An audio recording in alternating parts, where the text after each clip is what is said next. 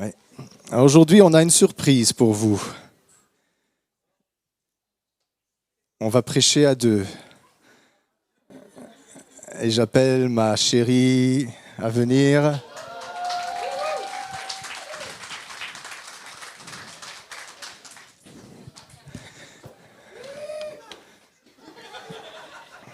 Arrêtez, hein. Arrêtez. Ah oui. Allez. Après, c'est fini, hein. Voilà. Vous allez voir que ce qu'on a reçu, c'est pour ça qu'on va partager à deux. On a reçu vraiment quelque chose qui va avec ce qui s'est passé pendant la louange. On ne prépare jamais rien, on ne dit jamais de consignes pour les chants. Hein. C'est toujours comme ça que ça se passe. Mais le Seigneur fait toujours bien les choses. Et on va parler d'un texte dans Deutéronome, au chapitre 6. Et c'est surtout le verset 5, mais on va lire les versets 4 à 9. Comme ça, on va voir un petit peu le contexte. Donc Deutéronome, chapitre 6, verset 4 jusqu'au verset 9. C'est le passage le plus important pour Israël. C'est le passage le plus central de leur foi. Écoute, Israël, l'Éternel, notre Dieu, est le seul éternel. Tu aimeras l'Éternel, ton Dieu, de tout ton cœur, de toute ton âme et de toute ta force. Et ces commandements que je te donne aujourd'hui seront dans ton cœur. Tu les inculqueras à tes enfants et tu en parleras quand tu seras dans ta maison, quand tu iras en voyage, quand tu te coucheras et quand tu te lèveras.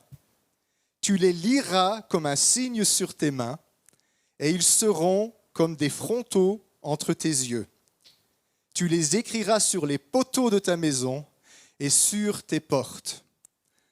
Alors je ne sais pas si vous avez remarqué, mais très clairement, Dieu insiste sur ce commandement-là. Il ne dit ça d'aucun autre commandement. Il dit à son peuple qu'ils sont censés en parler partout, tout le temps, à tout le monde.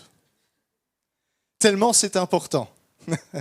Ils doivent même avoir des moyens de s'en souvenir dans leur maison, en le mettant sur leur porte, en le mettant sur des objets qu'ils portent sur leur corps. Vous savez, les Juifs traditionnels, ils ont toutes sortes d'accessoires sur leur corps qui sont une façon pour eux d'obéir à ce commandement-là. Alors la semaine prochaine, j'attends pas de vous que vous ayez un verset sur votre front. Parce que je vous connais, il y en a des petits malins ici, ils vont se tatouer le commandement sur le front.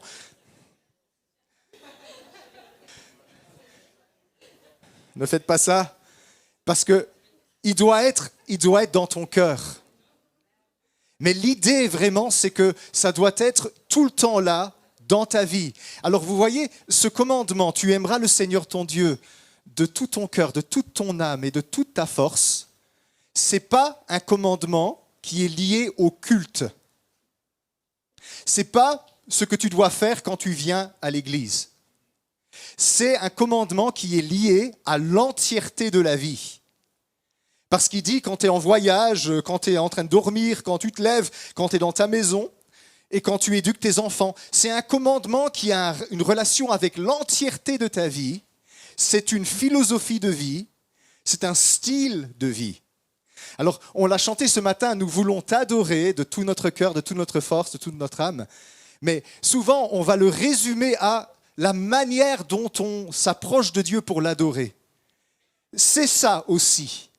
Mais c'est aussi tous les autres domaines de ta vie.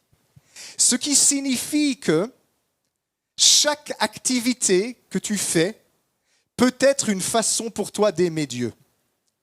Et s'il y a des activités dans notre vie qui ne nous permettent pas d'aimer Dieu au travers, ces activités-là n'ont pas lieu d'être.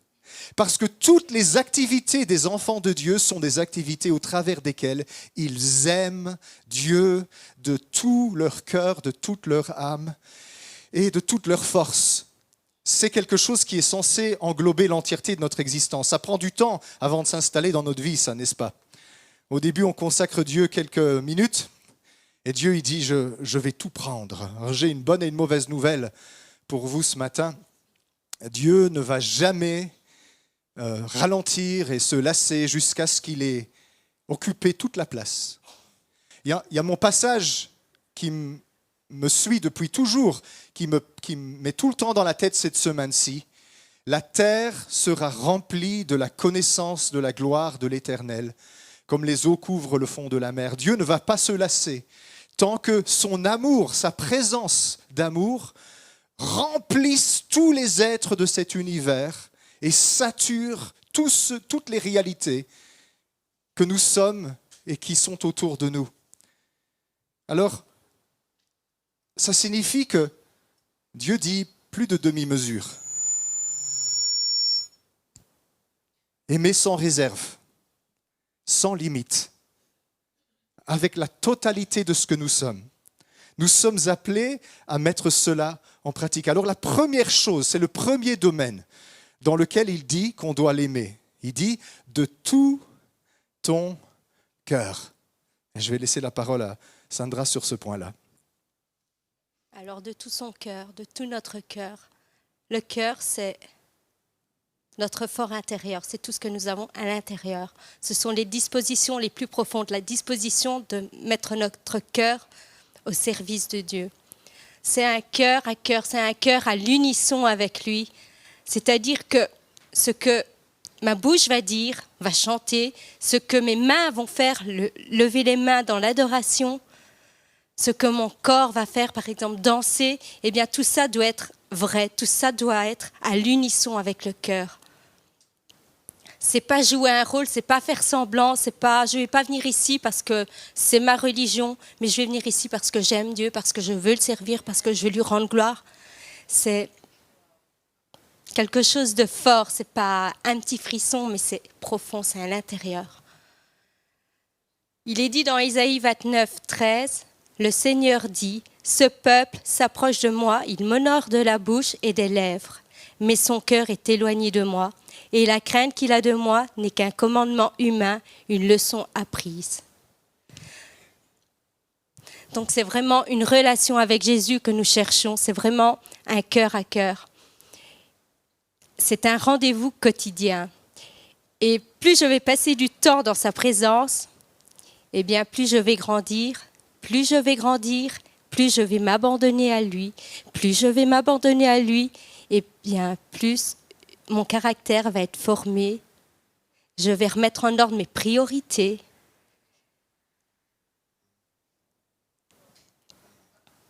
Je vais redéfinir les priorités, oui. Il va prendre de la place et il va prendre toute la place. Il attend de nous qu'on s'abandonne complètement, entièrement à lui. Et notre cœur, eh bien, on est humain, on vit sur cette terre, notre cœur, il est déchiré entre Dieu et entre les passions qu'il y a dans ce monde. Et des fois, il y a des choses qui vont nous empêcher d'aller près de lui, comme le péché, les compromis, les idoles, les mauvaises distractions. Tout ça peut être un frein. Eh bien, plus je vais être dans sa présence, plus ça va se régler. Mais je dois aller dans sa présence, je dois rester avec lui. On ne peut pas aimer Dieu à demi-mesure, mais on doit l'aimer entièrement. Aimer à demi-mesure, ça ne veut rien dire. Je ne peux pas dire je t'aime, mais à moitié, quoi. Un petit peu comme ça. Il me semblait bien. On aime, ou on n'aime pas. Et si on aime Dieu, eh bien on se donne à lui. On l'aime de tout son cœur. C'est vivre pour lui.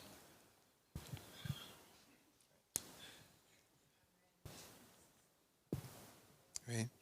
C'est important parce que tout commence dans le cœur. Je ne sais pas si vous avez vu dans ce passage, tu aimeras le Seigneur ton Dieu de tout ton cœur, de toute ton âme, de toute ta force. C'est comme un crescendo. Ça commence dans, comme elle a dit, le fort intérieur. C'est-à-dire le plus profond de qui tu es, là où toute ton identité se récapitule. Et puis, ça va impliquer le domaine de l'âme, la vie entière. Et puis, ça va impliquer le domaine de tes forces. Ça jaillit de là. C'est pour ça que la Bible, elle dit « Garde ton cœur plus que toute autre chose, car c'est de lui que sortent les sources de la vie. » Donc, toute ta vie va dépendre de l'état de ton cœur. Et il y a des fois, Dieu, il a tout, mais il n'a pas notre cœur. Il a nos gesticulations, il a nos you-you, il a nos paroles, il a nos prières, il a même un peu de notre temps et même parfois il a de notre argent. Mais ce qui l'intéresse, c'est avant tout le cœur. Le cœur. Il veut le centre de toi. Il veut le fort intérieur. Parce que c'est de là que tout le reste va jaillir. Et lui, il n'est pas intéressé, comme elle a expliqué, par des choses que l'on fait par habitude ou par tradition ou par religion, où on fait les mouvements. On se lève, on s'assied, que l'Éternel soit avec toi et avec ton esprit. Et on répète des paroles comme ça. Bon, ça c'est la version catholique, mais il y a la version évangélique. Tout ce qu'on fait, tout ce qui est ritualiste, ça ne l'intéresse pas du tout. Le Seigneur poursuit ton cœur. Il veut capturer ton cœur. Il veut le centre de ton identité. Parce que tout le reste va découler de ça. Et si vous êtes comme moi, vous aurez peut-être remarqué que c'est difficile de laisser Dieu capturer notre cœur. C'est beaucoup plus facile de lui donner plein de choses. Et c'est ce qu'on fait avec le temps. On voit, Dieu nous dit, il faut que tu obéisses sur ces points-là. Et on dit, ok Seigneur, je te donne ça, mais laisse mon cœur. Et je te donne ça, je te donne ça, je te donne ça. Et pour finir, on donne à Dieu 99% de notre vie, mais le cœur, c'est ce qu'il poursuivait depuis le départ. Et vous remarquerez avec Dieu, peu importe le nombre de fois que vous allez lui obéir, il ne va jamais se lasser de poursuivre votre cœur. Parce que c'est ça qu'il veut. Et s'il l'a, il a tout. S'il a votre cœur, il aura tout complètement dans votre vie. Et c'est le point vers lequel il est en train de cibler, je pense, chacun de nous. Parce que si notre manière de l'aimer doit devenir explosive, et doit se manifester dans la force et dans la puissance, il faut que le centre à partir duquel tout commence appartienne complètement à Dieu. Et ça prend du temps. Vous savez, il y a des fois, je viens devant Dieu et je dis, Seigneur, je te donne mon cœur, mais je sens bien que mon cœur n'est pas à lui. C'est difficile de dire à Dieu, je te donne mon cœur, parce que est-ce que c'est quelque chose que je suis capable de donner ?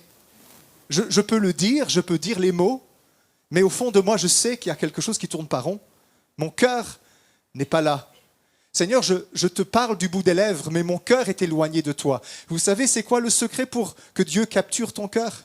Eh bien, elle l'a expliqué, tu passes du temps dans sa présence. Tu marines dans sa présence. Et la présence du Saint-Esprit va s'infiltrer dans ton cœur et va convertir ton cœur à l'intérieur. Et au bout d'un certain temps, tu vas avoir vraiment la révélation que ton cœur a chaviré. Tu es tombé en amour avec lui, comme on dit. En anglais, tu fall in love. En français, c'est les Québécois qui disent ça. Je suis tombé en amour. On ne peut pas le faire par soi-même, c'est Dieu qui doit faire ça. Mais souvent, on vient devant lui, on fait notre devoir et on ne lui a pas laissé le temps de capturer notre cœur. On doit passer du temps. Le sacrifice du temps dans la présence de Dieu, c'est indispensable. De demeurer là, de mijoter, de mariner, de laisser sa présence pénétrer à l'intérieur de nous. Et une fois que cela va se passer, eh bien vous allez voir, les autres domaines de votre vie vont commencer aussi à être affectés, touchés par l'amour de Dieu.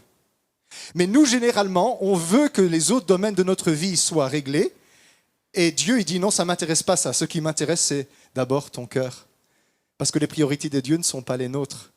Mais dès que ton cœur est capturé par l'amour de Dieu, aussitôt, le reste de ton être va commencer à s'aligner. Le domaine de l'âme.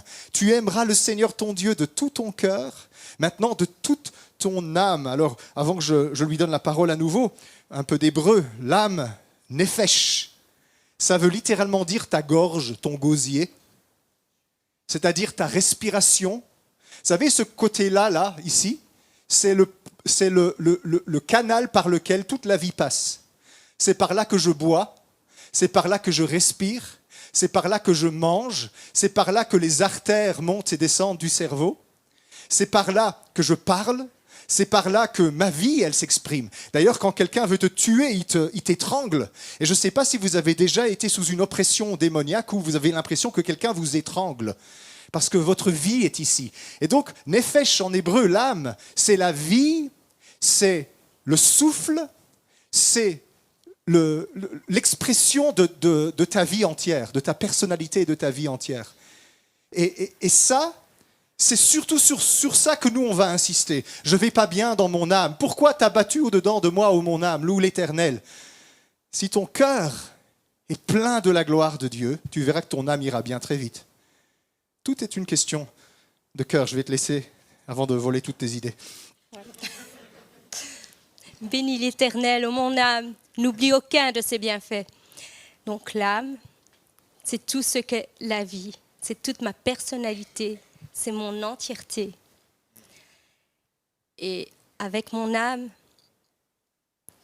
je vis pour lui.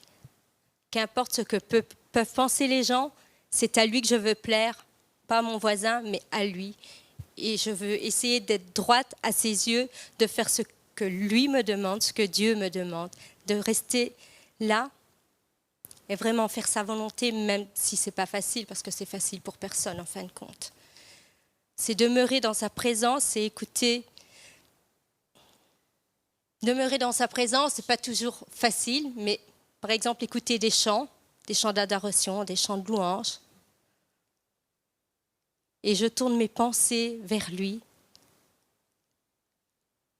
Je tourne mon cœur vers lui.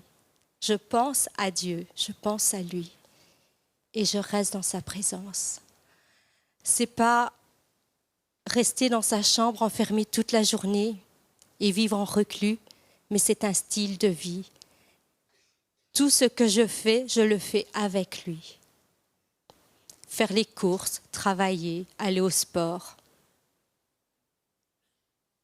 aller en voiture, rouler en voiture, c'est avec lui. Je reste dans sa présence quotidiennement. Oui. Mon âme, c'est là que beaucoup de choses vont mal, chez moi, chez toi, chez nous tous. On a des problèmes au niveau de notre âme, dans nos pensées, dans nos émotions surtout. Quand tu lis les psaumes, c'est toujours des émotions. C'est parfois des pensées, mais c'est toujours des émotions. Mon âme est abattue, mon âme est triste, mon âme est dans la détresse. Ce domaine-là. Et avez-vous remarqué combien d'énergie on y consacre pour essayer de la soigner? Et même, il y a des métiers aujourd'hui qui sont des métiers très utiles et très nécessaires, qui sont spécifiquement attachés aux soins de l'âme. Les psychologues qui soignent l'âme. Les pasteurs qui font la cure d'âme. Donc, il y a un soin qui est nécessaire à l'âme. Mais j'ai remarqué quelque chose. À essayer de soigner des âmes dont le cœur n'est pas au point, tu recommences toutes les semaines la même chose. Parce que le cœur n'est pas au point, l'âme ne sera jamais au point. Alors par exemple, le scénario typique, c'est que quelqu'un, il a mal à l'âme, il n'est pas bien dans son âme, et on va l'encourager, il va être tout content. Et puis, il va se dégonfler, et la semaine prochaine, on te rappelle pour recommencer avec la pompe à vélo, regonfler. Mais quand tu l'as fait une fois, 2 fois, 3 fois, parfois tu commences à te fâcher et tu te dis cette personne est de mauvaise volonté. Mais en fait, c'est parce que le problème n'est pas dans l'âme, le problème est dans le cœur. L'âme n'est jamais que le reflet de votre cœur. Et je vais donner un autre exemple, les problèmes conjugaux. On a des incompatibilités de caractère. Mais au début, vous étiez tellement amoureux que vous ne voyez pas tout ça. Vous étiez éperdument amoureux, il n'y avait pas d'incompatibilité de caractère. Vous étiez même trop fusionnel. Qu'est-ce qui s'est passé depuis que tout d'un coup, maintenant, son caractère t'insupporte? Tu as changé, je ne te reconnais plus. Et alors, on veut même parfois arriver au point de divorcer.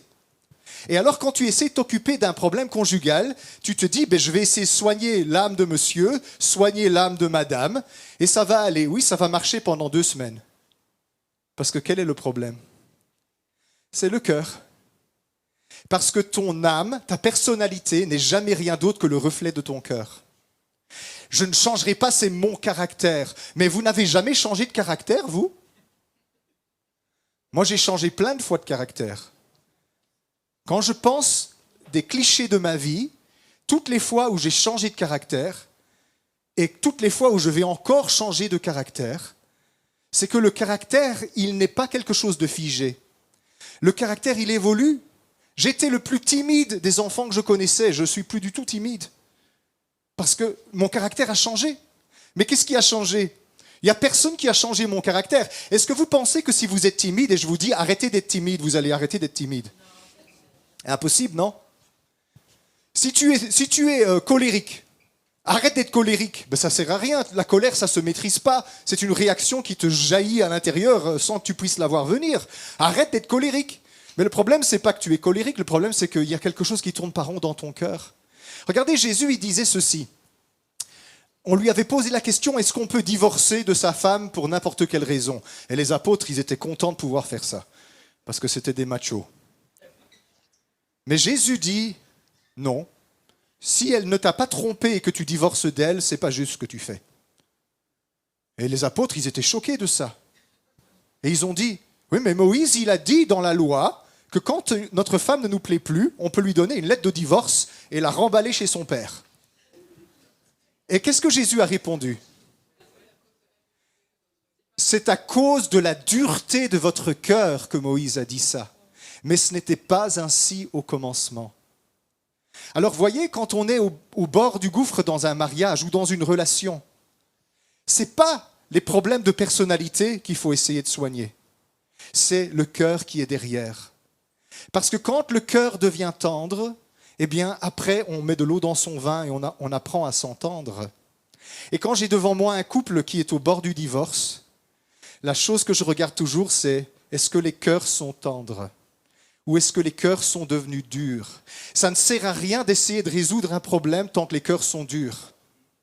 Et c'est pour ça que tous les problèmes doivent se résoudre, surtout les problèmes relationnels, quand le Seigneur a eu l'occasion d'attendrir les cœurs de part et d'autre.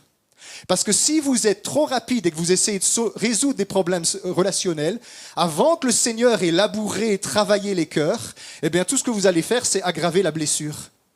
Et donc parfois, il faut attendre. Et comment est-ce qu'on fait? Eh bien, je ne m'entends plus avec ma femme, elle ne s'entend plus avec moi, c'est pas vrai, on s'aime beaucoup, mais je dis ça pour l'exemple, pour ne pas vous prendre vous, parce que vous allez être choqués. Donc, je ne m'entends plus avec elle, elle ne s'entend plus avec moi. Le problème, ce n'est pas son sale caractère, ce n'est pas mon sale caractère. Elle n'a pas de sale caractère, il n'y a que moi qui ai un sale caractère. J'ai pas dit ça. Oui, chérie. Mais le problème, c'est mon cœur. Et c'est son cœur. Ou mon cœur et pas son cœur, ou son cœur et pas mon cœur. Le problème est un problème de cœur. Alors je dois aller dans la présence du Seigneur et laisser Dieu attendrir mon cœur. Jusqu'à ce que je puisse regarder ma femme avec le regard de Jésus. Mais tant que je la regarde avec le regard de mon sale caractère, je vais dire c'est toi, c'est ta faute. Et donc on a besoin d'aller vers le Seigneur et de le laisser attendrir notre cœur. Et alors notre personnalité va être douce. Vous savez, vous pouvez ne pas avoir changé d'opinion sur les choses, mais avec un autre cœur, il n'y a plus de problème. Moi je pense toujours que c'est toi qui as tort, et toi tu penses toujours que c'est moi qui ai tort. Mais tu sais quoi, c'est tous les deux qu'on a tort, parce que le tort c'est dans notre cœur. Et quand mon cœur, il est tendre à ton égard, et que ton cœur est tendre à mon égard, les problèmes se dissipent, parce qu'on met de l'eau dans son vin, on cherche une manière de construire et de résoudre les choses. Et alors, si c'est vrai dans les relations, c'est aussi vrai avec le Seigneur. Parfois, nos cœurs sont devenus durs avec lui. Et on a du mal à aller vers lui, parce que nos cœurs ne savent plus exprimer l'amour. Et je vous assure, moi, vous voyez, je ne suis pas le genre à toujours me retourner et regarder dans la salle ce qui se passe. Moi, je me tiens vers l'avant, j'adore. Mais parfois, je me tourne et je regarde les chrétiens. Quand on est en train d'adorer Dieu, quand on est en train de le louer, et il y a des fois, on voit la fermeture et la dureté dans des visages. Pourquoi est-ce que nous avons laissé nos cœurs devenir des pierres? Pourquoi est-ce qu'on a laissé nos cœurs devenir insensibles? Et parfois, je vois les lèvres qui bougent et qui chantent. Mais les cœurs sont durs et les cœurs sont loin de Dieu. Et tu sais, quand Dieu voit ça, il ne montre pas du doigt, il ne condamne pas. Il dit, viens dans la tendresse de mon amour. Et moi, je vais faire fondre la glace autour de ton cœur. Je vais te libérer. Mais le problème, vous savez, c'est qu'on ne reste pas assez de temps. On a un glaçon là-dedans et on ne passe pas assez de temps près du feu. Mais si on passe du temps près du feu, ça fond. Et tout à coup, notre cœur brûle au-dedans de nous. Allez, vous avez tous vécu ça, les anciens chrétiens. Quand on fait un séminaire de plusieurs jours qui est super bon, le premier soir, ton cœur est OK. Le deuxième soir, ton cœur est en feu. Le dimanche, ton cœur brûle vraiment fort. Et quand tu vas te coucher le dimanche soir, notre cœur ne brûlait-il pas au-dedans de nous? Ça brûle, non?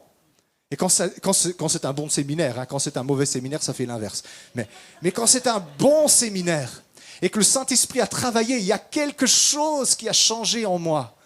Je suis devenu tendre et réceptif à l'amour de Dieu. C'est quoi la clé de ça? C'est le temps passé dans le feu de l'amour de Dieu. Et si seulement on pouvait faire ça, juste passer du temps dans l'amour de Dieu. C'est très simple, tu sais. Si tu pries que quand tu parles, tu prieras peu. Sauf si tu es très bavard. Mais alors tu prieras mal. Mais si, quand tu pries, tu mets une petite musique, pas nécessairement avec des paroles, mais que tu tournes ton cœur vers Dieu et que tu te laisses faire par sa présence, que tu te laisses aimer de lui, que tu le laisses attendrir ton cœur, tu vas tout de suite découvrir que tout le reste de ta vie va s'en trouver transformé. Ta personnalité peut changer. Alors s'il te plaît, ne dis jamais « je suis trop vieux pour changer ». C'est mon caractère, je suis comme ça depuis que j'ai 4 ans. Jamais trop tard pour bien faire. Dieu peut transformer un ours grognon en un agneau tendre si on passe du temps dans sa présence. Mais permettez-moi de vous dire un petit avertissement en connaissance de cause. Quand on ne laisse pas Dieu attendrir notre cœur par la douceur de son amour, ce sont les circonstances de notre vie qui vont se charger d'attendrir notre cœur, comme on attendrit un steak. C'est moins gai, mais ça marche aussi bien. Mais tu sais, c'est quoi le choix? C'est est-ce que je vais me laisser... Tu sais, on peut attendrir une viande en la laissant mariner. Parfois, les ragoûts sont trop durs parce qu'on ne les a pas fait mijoter assez longtemps. N'est-ce pas? On n'a jamais le temps de les faire cuire autant de temps qu'il faut. Mais quand un ragoût a été mariné, a mijoté longtemps, la viande est tendre, non? Et c'est un processus très lent et très doux. Ou alors, on peut prendre la raquette avec les picots et taper sur le morceau de viande jusqu'à ce qu'il soit tendre. Il y a des amateurs? Oui. Tous les problèmes de notre personnalité, de nos péchés, viennent de notre cœur. Jésus a dit, c'est du cœur que viennent les mauvaises pensées, les adultères, les meurtres, les calomnies, les médisances, les jalousies, les rancunes, les disputes. C'est du cœur. Et nous, on est là à essayer de régler les adultères, les meurtres, les médisances, les calomnies et les jalousies. Non, il faut traiter le cœur. Et puis la personnalité, la vie va commencer à se transformer. Et Dieu désire commencer par le centre. Et à partir du moment où le centre va être attendri et adouci dans la présence de l'amour de Dieu, toute ma vie, toutes les dimensions de ma vie vont s'en trouver transformées. Et puis, ça va atteindre un stade où même à l'extérieur de moi, des choses vont commencer à se passer. Et c'est le stade où il dit ici, de toutes tes forces. Tu aimeras le Seigneur ton Dieu de tout ton cœur, de toute ton âme et de toutes tes forces. En hébreu, c'est marrant, ça dit « et de tout ton beaucoup ». Avec tout ton beaucoup. Pas ton beaucoup, hein. Ni ton Tombouctou, hein. Arturo sort de ce corps. Avec tout ton beaucoup, avec toute ton abondance, avec tout ton excès, le jaillissement de ce qui est à l'intérieur de toi. À un moment donné, ça va jaillir à l'extérieur de toi. Vas-y. Avec tout ton zèle, avec toute ta passion. Et pour être passionné, il faut aller à la source. C'est de demeurer à la source, auprès de Jésus. Romains 12, 11, 13. Ayez du zèle et non de la paresse. Soyez fervents d'esprit et servez le Seigneur. Réjouissez-vous dans l'espérance et soyez patients dans la détresse. Persévérez dans la prière, pourvoyez aux besoins des saints et exercez l'hospitalité avec empressement. En restant avec un cœur passionné, eh bien tout ça va en découler. Si je reste à la source, je vais être bouillante, et si je suis bouillante, eh bien je vais être à son écoute et je veux pouvoir faire le bien autour de moi. Je ne vais pas faire les choses par habitude, mais je vais les faire parce que je veux les faire.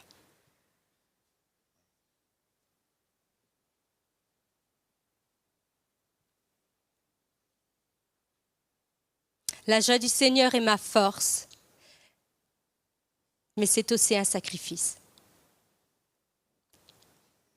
Passer du temps dans sa présence, c'est aussi un sacrifice. C'est aussi en perte si on est pressé, si on a beaucoup de choses à faire.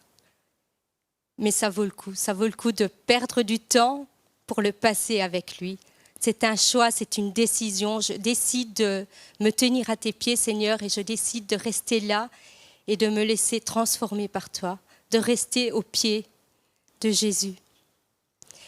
Et forcément, si on reste à la source, si on reste à ses pieds, eh bien, ce qui va brûler à l'intérieur de nous, ça ne va pas rester là, ça va ressortir, ça va jaillir sur les autres, ça va jaillir dans tout ce qu'on fait. De l'intérieur vers l'extérieur, de toute ta force. Et il y a une citation de Blaise Pascal qui m'a beaucoup travaillé. Il a dit « Il y a dans le cœur de l'homme un vide en forme de Dieu, que rien de ce qui a été créé ne peut remplir, mais seulement le Créateur qui s'est fait connaître par Jésus. » Et notre cœur, il est incomplet sans Dieu.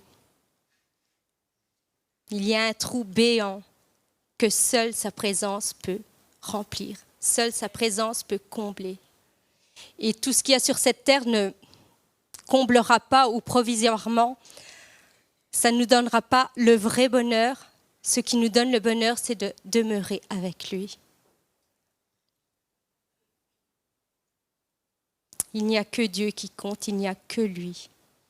Je vis pour lui, que pour lui. Et donc, vous l'avez compris, l'intimité, demeurer dans sa présence, chercher à le connaître, aller dans les profondeurs avec lui, mettre de la musique, pourquoi pas, c'est la clé, c'est une des clés pour être avec lui, demeurer dans sa présence pour nous aider. Quand j'étais plus jeune,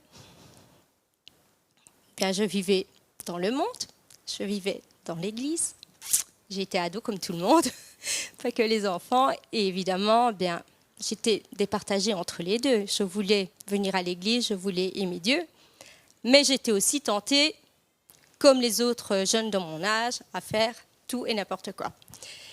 Mais jusqu'au jour où j'en ai pris conscience, jusqu'au jour où j'ai décidé que, jusqu'au jour où j'ai commencé à chercher sa présence. Et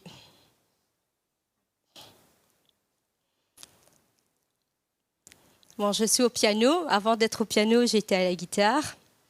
Et c'est parti tout bête, c'est que celle qui dirigeait la louange à l'époque, Myriam, a proposé d'apprendre la guitare à ceux qui voulaient apprendre à jouer de la guitare. Je fais, bon, pourquoi pas?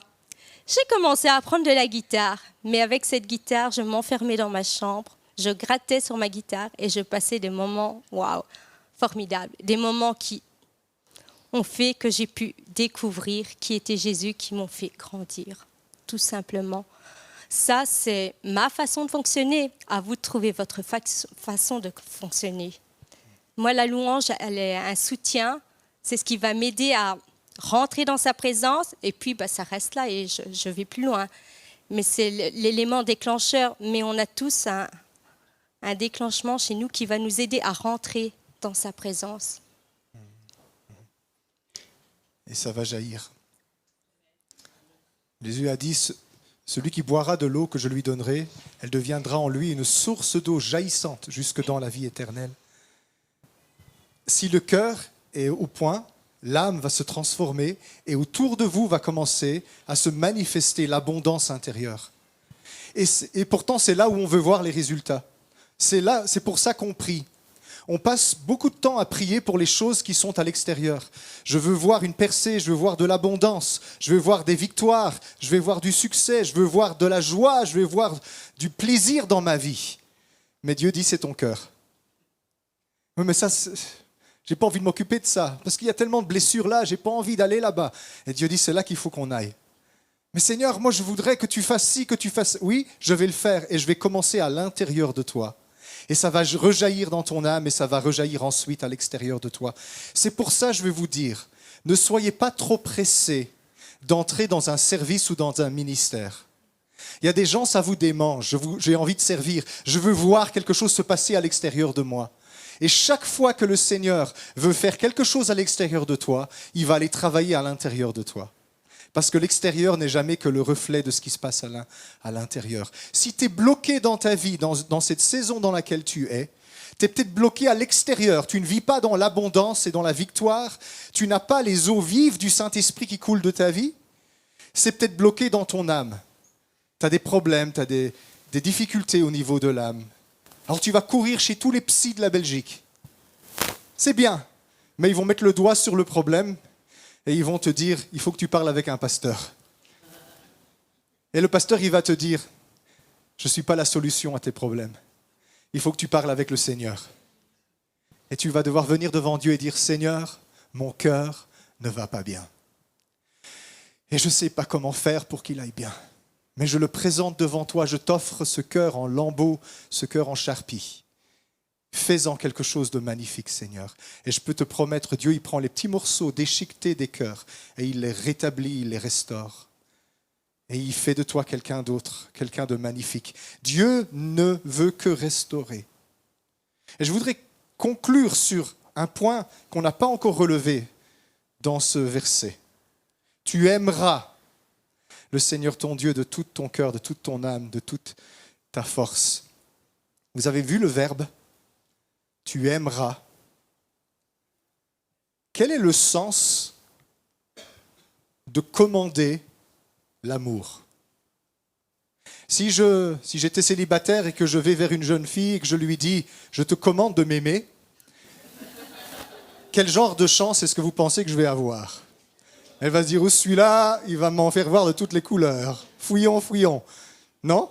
Quel est le sens de commander l'amour ? Tu aimeras. Tu aimeras. Mais laissez-moi vous dire un secret. Ce que Dieu ordonne, il le donne. Et Dieu ne te demande pas de l'aimer en essayant de susciter un amour en dedans de toi, en essayant de t'enthousiasmer pour lui. C'est pas ça qu'il te demande de faire. Ça sent pas bon, ça. Ça, c'est de l'effort humain.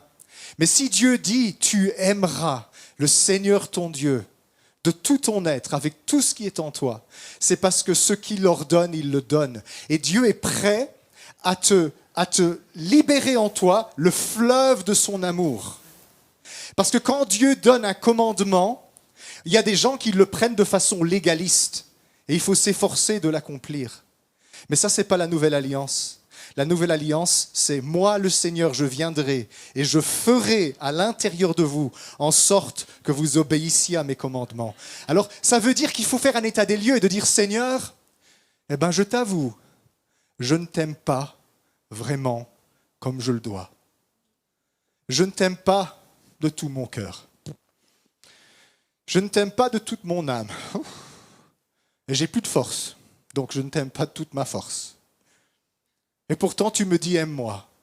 Seigneur, je viens devant toi. Voici mon cœur. Plonge-le, baptise-le dans le fleuve de ton amour.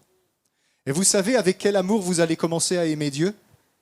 Avec l'amour de Dieu. Il va prendre votre vieux cœur et il va le baptiser dans son amour. Et puis vous allez voir des ruisseaux couler dans votre cœur que vous ne contrôlez pas, qui n'ont pas vous pour origine, mais qui sont les fleuves de l'amour de Dieu. Parce que Dieu est amour. Et le Dieu qui est amour, il nous dit « Aimez-moi, aimez-moi ». Et quel est le point de basculement ? Le point de basculement, c'est « Est-ce que je le veux ou est-ce que je ne le veux pas ?» Parce que quand quelqu'un te donne un ordre, un commandement, tu aimeras, ça veut dire qu'il fait appel à ta volonté. Seigneur, je le veux. Je veux le vouloir. Je voudrais. Mais je ne sais pas. Parce que je ne sais pas changer mon cœur. Je ne sais rien faire. Je ne sais pas opérer là-dedans et changer mon... Je ne sais pas le faire. Il n'y a aucun d'entre nous qui peut changer son cœur. Ça, c'est une nouvelle création. Il faut que la main de Dieu vienne et qu'il crée en nous un nouveau cœur. Et il le fait, il l'a fait en 1975, je sais, quand tu es né de nouveau. Mais depuis lors, la pétrification s'est passée et le cœur qui battait est devenu une pierre. Avez-vous remarqué que votre cœur, comme le mien, avec le temps, il se pétrifie et il cesse d'aimer? Il y a des jours où je me dis, je manque de compassion. Là, je ne ressens plus rien, c'est pas normal. Dieu, il n'est pas comme ça. Et qu'est-ce que ça veut dire? Ça veut dire que j'ai besoin d'aller plonger mon cœur dans sa présence. Alors ce matin, ce qu'on peut faire, puisqu'on ne peut pas changer notre cœur, je pense qu'on peut vouloir. Je veux vouloir. Je veux ça, Seigneur. À moins que vous soyez de ceux qui disent « moi, j'en veux pas ». Mais si vous dites « moi, j'en veux pas », en fait, vous êtes en train de vous couper de la source de votre propre vie. Parce que Dieu est amour et c'est lui qui vous porte dans votre existence. Mais si vous dites « oui, je veux », eh bien le Seigneur, il dit « moi aussi, je le veux ». Et si ton vouloir est tout faible, son vouloir est très fort. Et si tu n'as qu'une petite goutte de vouloir, lui, il a un océan de vouloir. Est-ce que vous n'avez pas lu qu'il est écrit, c'est lui qui crée en nous le vouloir et le faire? Alors Seigneur, moi je veux le vouloir. Je veux avoir un cœur en feu. Je veux avoir un cœur embrasé. Je veux vouloir, Seigneur. Je veux t'aimer de tout mon cœur, de toute mon âme et de toute ma force. Je veux que ma vie ressemble à quelque chose. Alors baptise mon cœur dans ton amour. Et si tu veux dire ça ce matin au Seigneur, eh bien je t'invite à te lever et de te présenter devant lui. Et on va prier ensemble pour vous. Parce que le Seigneur, il a pitié, il a miséricorde de notre faiblesse. Il ne pointe pas notre cœur en disant « Regarde-moi ce désastre ». Il dit « Regarde ce chef-d'œuvre abîmé que je vais restaurer ». Alors Seigneur, ce matin, on te présente nos cœurs. Et Seigneur, on voudrait vouloir. On voudrait que ton fleuve d'amour puisse couler de nos cœurs et de l'Église dans un torrent que ce monde ne peut pas contrôler, qui ressemble à ce qu'on n'a jamais vu dans l'histoire de l'humanité. Un fleuve d'amour qui baptise tous ceux qu'on rencontre dans une expérience puissante avec toi, Seigneur. Ça commence à l'intérieur de nous, ça commence à l'intérieur de moi. Et Seigneur, ce matin, on est juste là, on te présente nos cœurs dans l'état dans lequel ils sont. Bien ou pas bien, ils sont à toi. Je te donne mon cœur, Seigneur. Je veux faire ta volonté. Baptise mon cœur dans ton amour pour que toute ma vie s'en trouve transformée. Je te prie, Seigneur.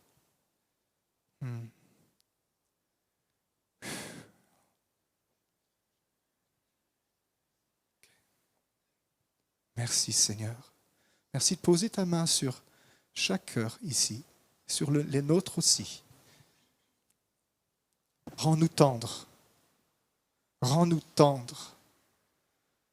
Avec la marinade ou avec la raquette. Mais je préfère la marinade, Seigneur. Plonge-nous dans ta rivière d'amour, Seigneur. Merci, Papa. Nous t'aimons tellement. Et c'est encore rien comparé à ce que tu vas faire. À toi soit toute la gloire. Amen.